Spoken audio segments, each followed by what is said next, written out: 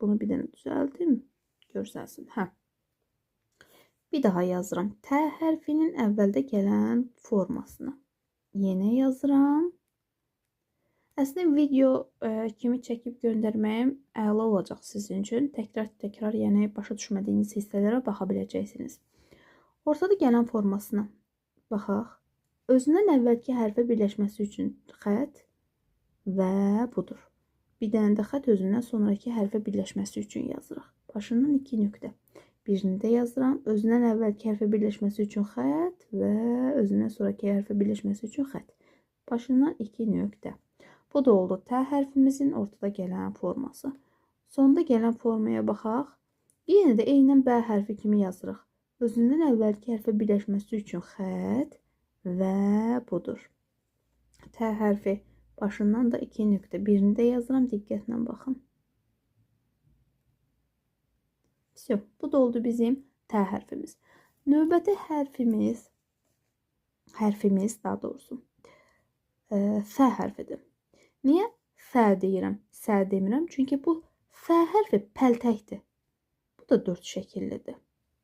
Baxın. 4 şəkilli. Sadəcə qabağına yazıram buradan. Pəltək. Yəni başqa S hərfləri də var ərəb dilində. Onlarla qarışdırmayasınız deyə buradan qeyd elədim. Bu F. Baxın F.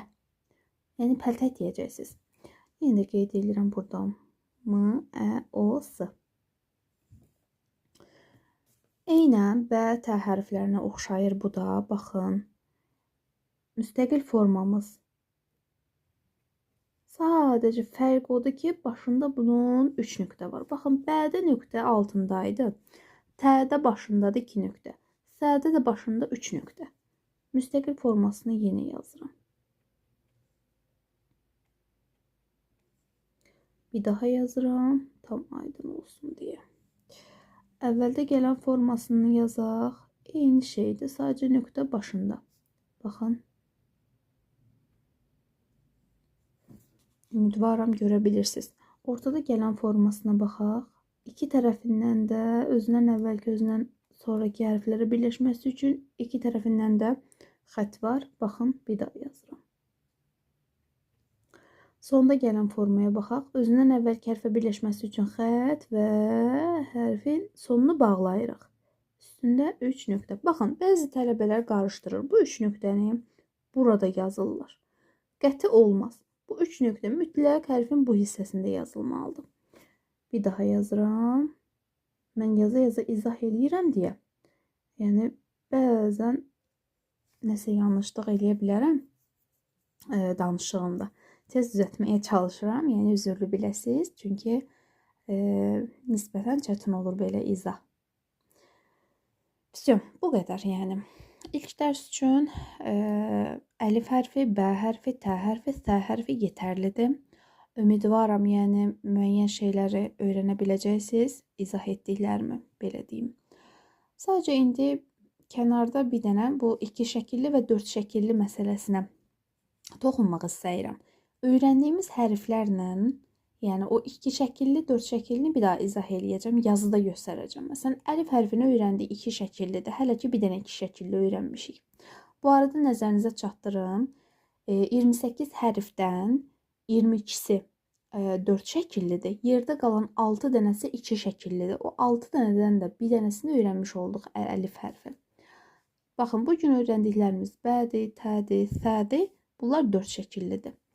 Məsələn deyirəm, baxın kənarda yazıram, birləşmə yazıram. Azərbaycan dilində yazacağım. Gəlin,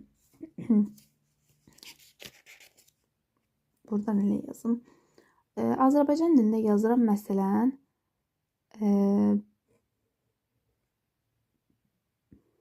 B hərfi, T hərfi, məsələn deyirəm, əlif, bir dənə də pəltək S. Öyrəndiyimiz hərfləri yazdım Azərbaycan dilində. Əlfi niyə belə yazdım? Ərəb dilində olduğu kimi. Çünki Azərbaycan dilində yəni ə yaza bilməzdim. Çünki sait səs kimi hesab oluna bilər.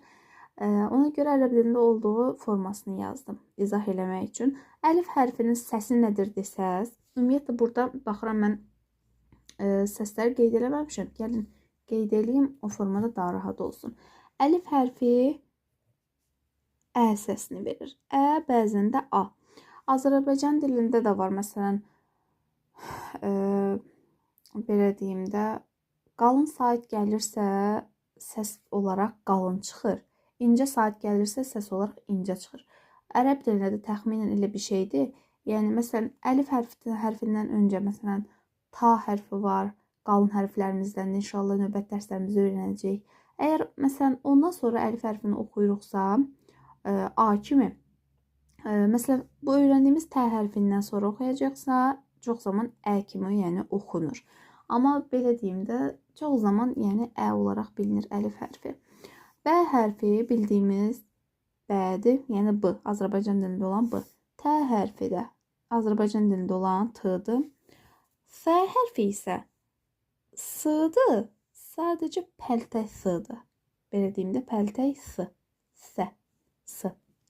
Azərbaycan dilində yəni əslində yoxdur bu hərf. Sadəcə S, pəltək S-dır. S. Gəlin indi bu birləşməmizi yazaq.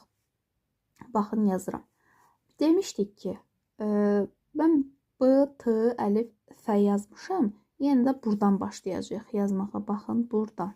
Bəzən tələbələr qarışdırır, buradan götürür, yazır. Deyir, müəllimə, bəs demişdi, sağdan sola yazılır ərəb dilində. Yox. Nə olsun ki, yəni sağdan sola yazılır. Mən Azərbaycan dilinə baxıramsa, buradan yazacağım. Yəni, birinci hərfimiz B-dir. B bizim ilk hərfimizdir bu birləşmədə. Demişdik, sözün əvvəlində B hərfi necə yazılır? Baxırıq sözün əvvəlində yazılan formasına. Baxın, B hərfi sözün əvvəlində bu formada yazılır. Sağdan, dəftərin sağından yazıram B-nin əvvəldə gələn formasını. İkinci hərfimiz T hərfidir. T hərfi harda yazılıb? Sözün hansı mövqeyindədir? Sözün ortasındadır. Deməli, T hərfini yazıram sözün ortasında, yəni ortada gələn formasında. Baxın, ortada gələn formada T hərfi necə yazılıb? Bu formada, baxın. T hərfi. Biraz kobud yazıla bilər, çünki mən həm telefona baxıram, həm dəftərə. Ona görə biraz yazım qaydasında olmur. Amma əsas, yəni məğzi sizə çatdırmaq istəyirəm. T hərfin ortada gələn formasını yazdıq. Daha sonra əlif hərfi var. Əlif hərfi isə dedik, iki şəkilli yazılır. Yəni, bunun digər hərflər kimi ortada və əvvəldə gələn forması yoxdur. Onda sual yaranır ki, bəs necə yazacağıq? Baxın, əgər iki şəkillidirsə hərf, deməli sadəcə bu ikisindən istifadə edərək yaza bilərik. Əvvəldə gəlsə də, ortada gəlsə də, sonda gəlsə də sadəcə bu ikisindən istifadə edəcəyik. Onda belə çıxır ki, müstəqil formanı əvvəldə yaza bilərik, son formanı da sözün ortasında yaza bilərik. İndi hərf iki şəkilli olduğuna görə, burada isə sözün ortasında əlif hərfi gəldiyinə görə biz əlifin son formasını yazacağıq burada. Baxın, son formasını. Son formasını yazdıq.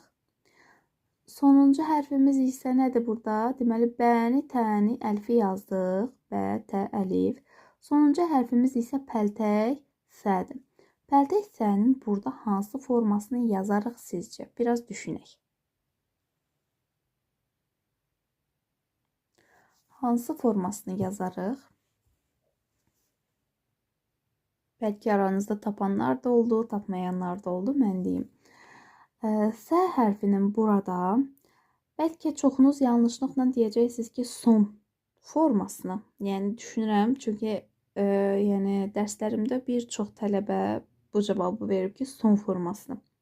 Xeyr, son formanı yaza bilmərik. Niyə yaza bilmərik? Onu da izah edeyim. Birinci düzgün forması nədirsə onu yazım. Baxın, müstəqil forma. Müstəqil forma burada bizim işimizə yaradı. 3 nöqtə. İşimizə yaradı. Niyə mən son formanı sözün sonunda deyirik ki, bu formanla yazılır da, amma burada yaza bilmədim. Çünki əlif hərfi iki şəkillidir. Yəni, baxın, iki şəkilli hərflər özlərindən sonra əsla birləşmirlər. Ona görə S hərfi məcburdur ki, müstəqil formada gəlsin. Yəni, belə bir qayda yazırıq ki, iki şəkilli hərflər özlərindən əvvəl birləşirlər, lakin özlərindən sonra əsla və əsla birləşmirlər. Özlərindən sonra birləşmirlər ha. Amma 4 şəkilli hərflər həm özlərindən əvvəl, həm özlərindən sonra rahat birləşdirlər. Baxın, burada birləşdirdik. Rahat birləşdirdik. Gördünüz? Amma əvvəldə gələn, belə deyim, daha doğrusu 2 şəkilli hərfimiz olan əlif hərfi birləşmədi. Çünki 2 şəkilli olduğuna görə özündən sonra əsla birləşmir. Baxın, buradan bir çıxıntısı yoxdur da, yəni birləşməyə. Ona görə deyirik ki, bu hərfin ortada gələn variantı yoxdur. Olmadığına görə biz burada baxmayaraq ki, əlif hərfi sözün ortasındadır, amma sonda gələn formasını yazmış olduq. Mən dərsi inşallah ki, sizə çəkib göndərirəm. Sizin nə kimi suallarınız varsa buyurun. Yəni mən buradayam. İnşallah qrupa baxdıqca sizin suallarınıza cavab verəcəm. Lazımdırsa yenə də dəftərdə izah eləyəcəm. Həmin hissəni sizə göndərəcəm. Məəssələmə ilə liqa fi əmanillah. İnşallah hətta dərsəl qadim. Kiçik bir ərəb dili, yəni həvəsləndirməsi olsun sizə. Motivasiya olsun sizə. Sağ olun, salamat qalın. İnşallah gələn dərsə qədər.